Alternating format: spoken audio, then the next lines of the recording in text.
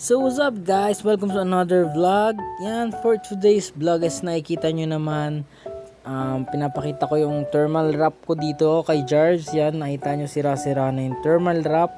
Nawala na rin yung kulay niya. Kinabit ko to nung August 18, 2023. Mag 11 months na rin simula nung kinabit ko to. Yan yung itsura niya ngayon. May naging problema ako ngayon. Ito, yan. Nakita nyo ng itim dyan dahil nabutas. So, ito yung sound check niya.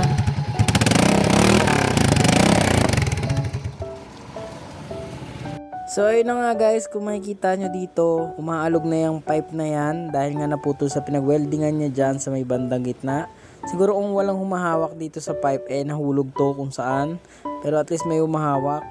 Yan, dito sa part na to guys, binabaklas na ni Manong yung aking pipe dahil ipapa-welding nga natin siya. Yan, medyo may dalawang nuts lang naman yan dyan sa may head, tapos yung humahawak na lang sa pinaka-muffler. Yan, kung makikita nyo yun yung nut tinatanggal ni Manong. Yan, alin kasi yung isa dyan dahil na loose thread na yan, so pinaalin na namin. Yan, so ito, this part yan, nakita nyo putol na dyan sa part ng pinag-weldingan na yan.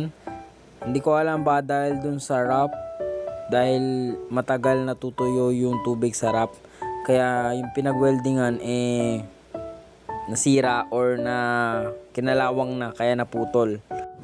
Sa part na to, pinasabi ko kay Manong is tanggalin na lang yung wrap para makita ko na din yung after 11 months nung tubo nung kinabit ko kay Jarves tong wrap. Yan, sa oras na to is na tinatanggal na ni Manong yung wrap para ma-welding na at the same time mawala na rin yung wrap sa pagkakarap niya dito sa ating muffler.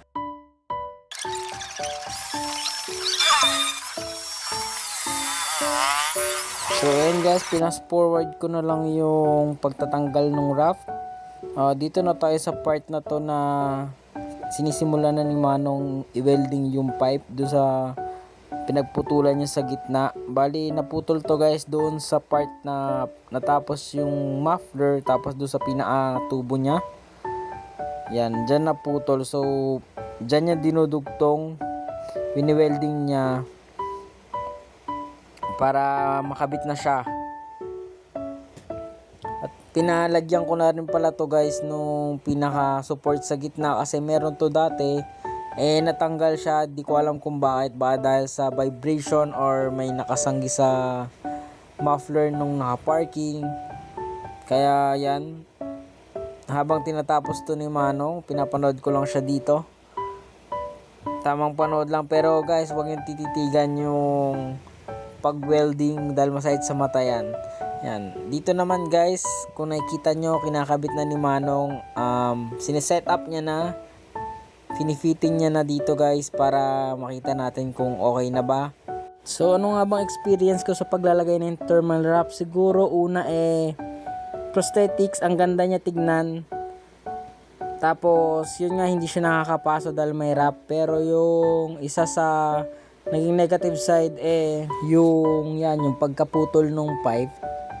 Yan yung isa sa negative netong wrap dahil I think pagka nagmo-motor wash or nababasa ng ulan, hindi agad natutuyo yung wrap. So, tendency is nabababad lalo yung pipe sa basa. Dun sa may part na pinag-weldingan yan, yung pinaka mabilis kalawangin dahil pinag-weldingan yan. So, ayun guys, syempre sa mga kinakabit natin sa motor, mayari tayo. So, tayo yung bahala. So, sana nakatulong yung video. Maraming salamat. See you next vlog. Bye! So thank you for watching guys. Huwag niyo pong kalimutang mag-subscribe sa ating YouTube channel, JA Vlogs. Hit niyo na rin po yung notification bell for more updates. And syempre sa ating Facebook account na John Valentos, please like and follow the account para mas updated guys sa susunod na upload natin. See you next vlog. Bye!